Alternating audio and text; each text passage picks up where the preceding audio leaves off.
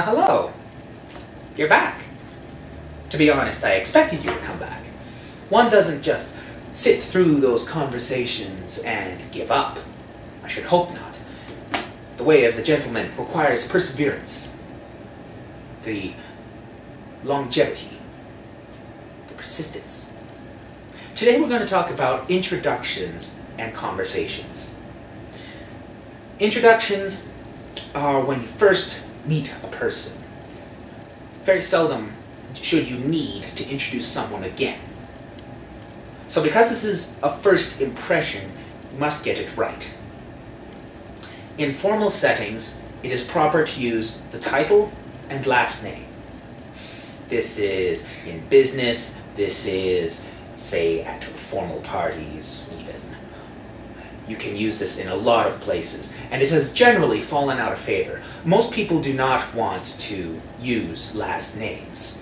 I have tried using titles and last names before, and unfortunately, many people say, "Oh, please don't, you make me sound like my father."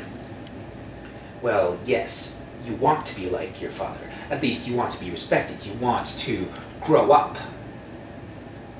And last names and titles help set up that distance, help define barriers. If you're on a last name basis or title basis, first name basis, or shortened name basis, this all helps differentiate where the conversation is supposed to go and also what mannerisms are appropriate. For instance, you wouldn't go up and give a hug to your boss. Inappropriate. However, if you use shortened names or first names, it can be very easy to forget where those boundaries are.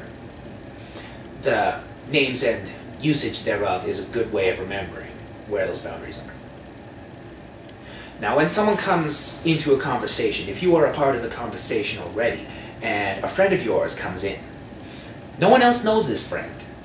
The polite thing to do, the proper thing to do, is to introduce the group to your friend, then your friend to the group.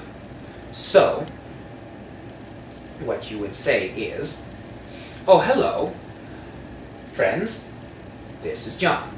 John, this is George, Frank, and Shirley." That is what you do. You introduce the one to the many, then the many to the one. And then you continue your conversation. If you are entering a conversation which you do not know the people, do not interject. Instead, wait on the outskirts. If they invite you in, that is better. You want them to welcome you, and you want to do it without barging in. They will be far more receptive to any input you would have. Now, as to the art of conversation, conversation is a dying art. With technology, we have entered the blogging age.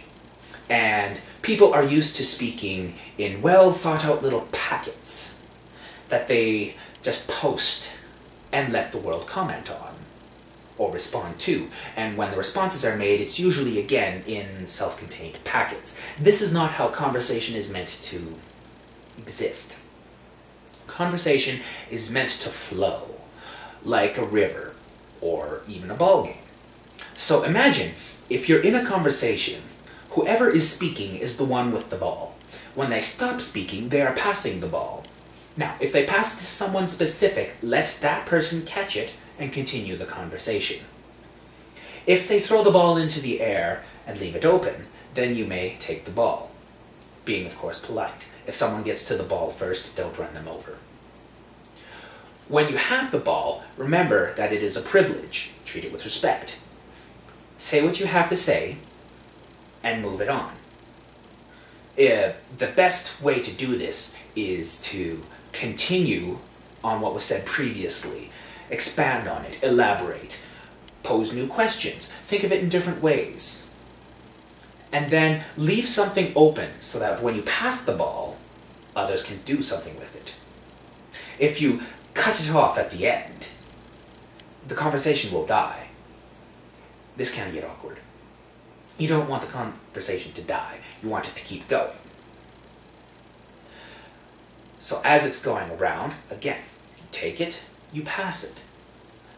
In theory, this will create a wonderful, almost a volleyball, as the ball, the conversation, passes from person to person, each weighing in and expanding. This is a very natural flow, and it no longer exists. So that is the basics of conversation. And that is the basics of introduction. So introduce yourself thoroughly, and then when you engage in conversation, make it organic, let it flow, and do your best not to argue. Instead of arguing, just pose things different ways. That is all the advice I have for now. So until next time, remember these tips. Go and be a gentleman.